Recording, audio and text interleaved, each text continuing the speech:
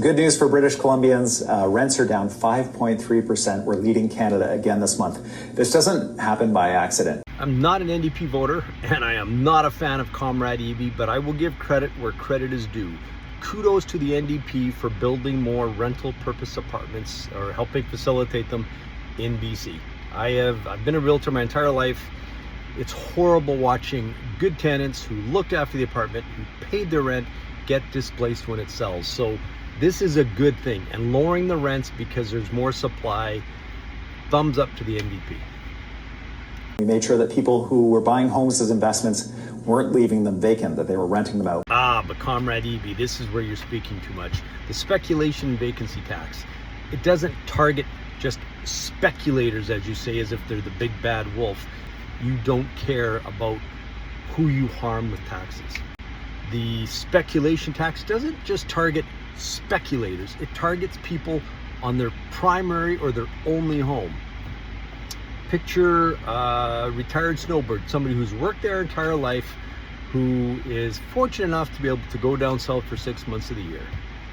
You ding them with a 1% vacancy tax on their home unless they put a tenant in their home while they're gone.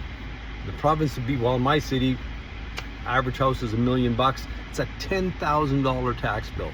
And to anybody that says, well, just pay the tax, $10,000 tax bill, folks. Think about it, just because you left your home empty for 6 months.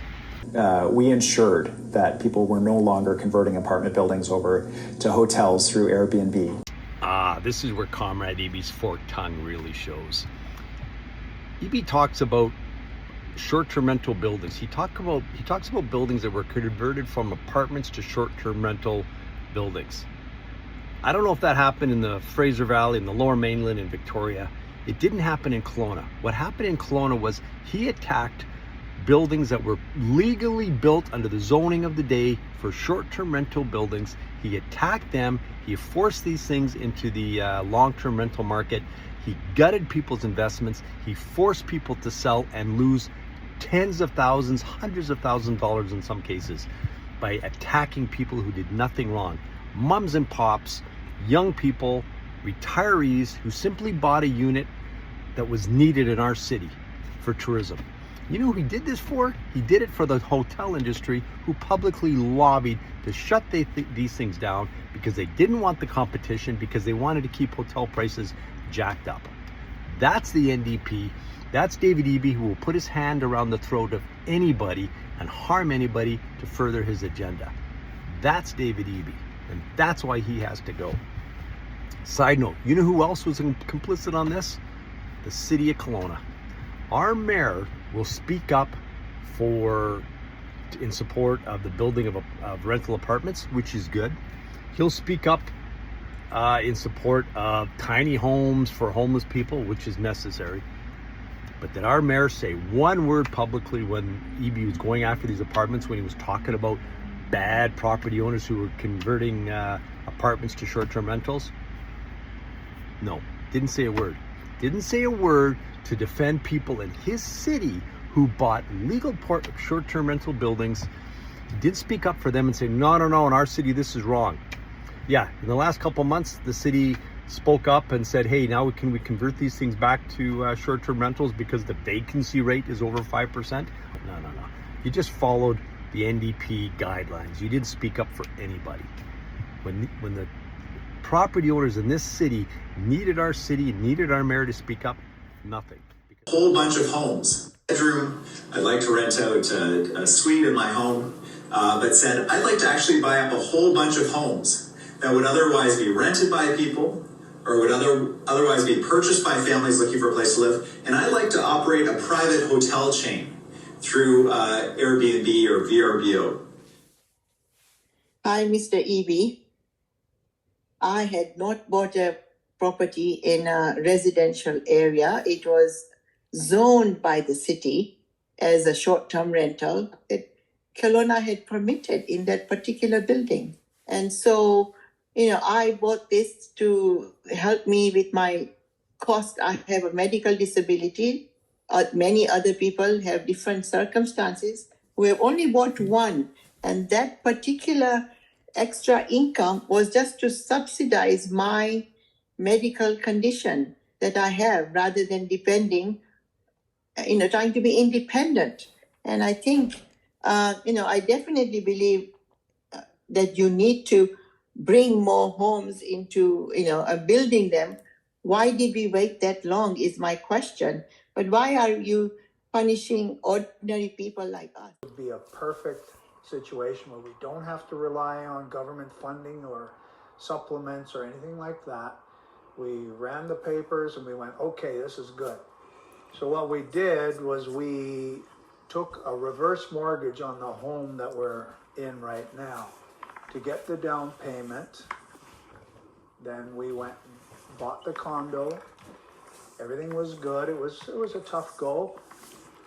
We ran it for 2 years, and over those 2 years we managed to pay for itself. The condo was running smoothly. We were booked. It was a beautiful condo and people loved it. We had many people from all over the world. We ran that for 2 years. It was going good. We would put maybe $1,000 or $2,000 at the end of the year in our pocket. And we went, okay, so when it's retirement time, we can sell this house, downsize, and go live in there in the summer and rent it out to a student for the winter if we wanted to go somewhere traveling. But anyways, we could downsize and live in that. That has been taken away. Well, I'm a registered nurse. I'm 61 years old, mother, grandmother. I moved to Kelowna in 2021 after a divorce, 32-year marriage, and I came here to start fresh. My daughter lives here, and at the time she was expecting her first baby and just wanted to start fresh. And I also wanted to find a way to earn a little extra money for retirement. And I thought a good way to do that was to find a place that I could both live in and then rent out when I wasn't there. And so I bought a condo at Brooklyn because it was zoned for short-term rentals. So when you say live in when you're not there, let's explain what you meant by that. For traveling or why? Traveling, visiting family, what have you. But I wanted to have a way to make some money, extra money, to save for my retirement because I didn't feel like I was set up. My husband and I are retired, and we live in north central Saskatchewan, about an hour and 3/4 northeast of Saskatoon. So you'd mentioned you bought your condo at Playa del Sol in 2015. Yes, we bought in Playa in 2015, and the reason we had bought is that we had been looking at possibly investing some into properties in Saskatoon. And I just happened to talk to a friend of ours who had moved back to Kelowna about 20 years now. And we were talking, and she was just mentioning to me, oh, have you guys ever thought about purchasing out this way? And I said, no, actually we hadn't. She said, well, I know someone who's bought into Playa or whatever, and this is what's going on right now. And it's an awesome opportunity because you can do short-term rentals. And so I went out there, some fast flights, and did some looking. And yeah, so we ended up buying in Playa because of the short-term rentals that we could do. Would you have bought it if the short-term rent, what if it was just a traditional condo? Would you have bought it? Absolutely not. No. You purchased it a couple years ago or a year ago? Yeah, about a year. It'll be 2 years this July. For $673,000. Public knowledge, you're on the market right now for how much? $599. Why would you sell it when you're going to lose so much money? We're losing money every month. We purchased the condo almost 2 years ago for Airbnb, like as a business, and now we can no longer Airbnb, and so we've been forced to rent it long term, which was not the business plan, and it's not working out for us so far. Yeah, so when you're purchasing a resort style building, that comes with like resort style mortgages, which are not the same as regular mortgages. And so our break even is just higher than we would like it to be. And it worked for the business model that we ventured in with, but with short-term rentals not being a thing anymore, you know, you can't charge as much as you want for long-term rentals, even furnished. So you're selling it. A lot of people would say, well, why can't you just rent it long-term? That's what they want it for. Why don't you rent it long-term? Yeah. So we heard that, you know, this was coming down the line and that we wouldn't be able to Airbnb come May. And so we tried our hand at renting, and we got scammed and had a squatter in here for a few months, and she ended up trashing the place and stealing stuff from us and people in the building. And finally, we got her out through the tenancy board, but the tenancy and landlord board takes its time, right? Like, they want to make sure that everything is working for everyone, but it's very much on the tenant's side of things, which I don't think is a bad thing all the time, but it's just taken a long time to get someone who was squatting in our space to get out. You simply never would have bought. Never would have bought. We didn't want to be landlords.